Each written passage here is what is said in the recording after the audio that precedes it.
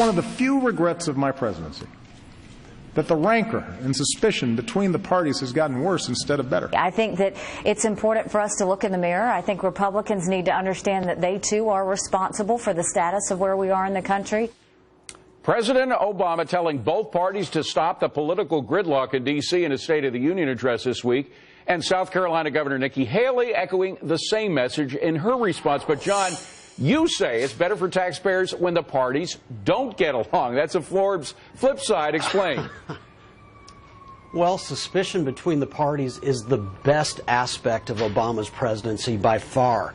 Governments have no resources, so when they're working in concert with each other, they are redirecting resources in ways that are inimical to freedom and prosperity. So we want gridlock. We love Nirvana where they cut spending enormously, but this is the second best choice. Well, Bruce, normally I agree with John, and I do basically on this issue, but you have the situation of Bill Clinton, who was willing to talk to the opposition, and in fact, deficits went way down under Clinton after a Republican Congress came in, and he began to deal with that Republican Congress. It was pretty good, whereas when the Republicans controlled the whole ball of wax under President Bush, things didn't look so good.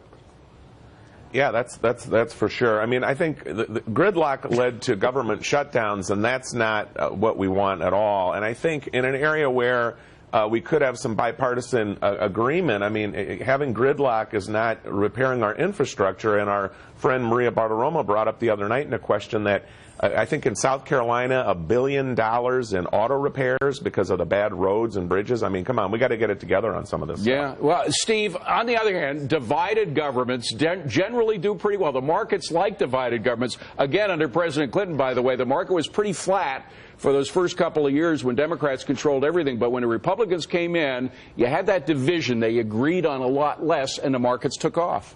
Well, actually, Clinton being a good indicator of public opinion or a reader of public opinion, actually they came to bipartisan agreements like cutting the capital gains tax, like welfare reform and the like, and so they got positive things done. So just to say we need bipartisanship, you have to ask, for what? What are you doing it for? Right. If it's for more spending, no. Cutting the military, bad. Raising taxes, bad. Cutting taxes, good. So what's it about? That's the key thing. So Rich, if it's about compromising for a good cause, like welfare reform, for example, under President Clinton, it's okay. On the other hand, if you're trying to compromise with a socialist, if Bernie's in power as the next president, the best you can get with a compromise is maybe a welfare state.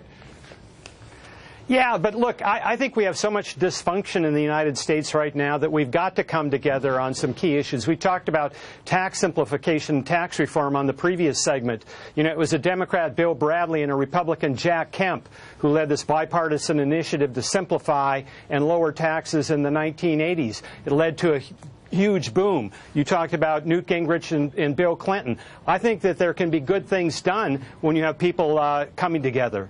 Well, on the other hand, Mike, Newt Gingrich knew about a government shutdown every now and again. We've had 11 government shutdowns over the past few years, and generally the markets do pretty well in the government shutdowns. It doesn't do all the damage to our economy that a lot of people claim it'll do. David, first of all, only about 15% of the government gets shut down. But you're absolutely right. Gingrich forced Clinton to the middle by shutting down the government in the mid-90s. Actually, by the way, point of order here, it was Clinton who shut down the government. Gingrich said you got to do it or shut down the government. Clinton's the actual one who pulled the trigger. Go ahead. And what I wanted to say was then in the late 90s, we saw the deficits go away, we went into a surplus, and the economy took off, and more importantly, take-home pay took off. Take-home pay in this country has been flat since 1999. Yeah. So Gingrich was successful at bringing Clinton to the table where Clinton said the era of big government is over. Then Bush brought it back and Obama doubled down. All right. So, Sabrina, maybe it is good when you have this clash of the titans, the Republicans and Democrats not talking to each other.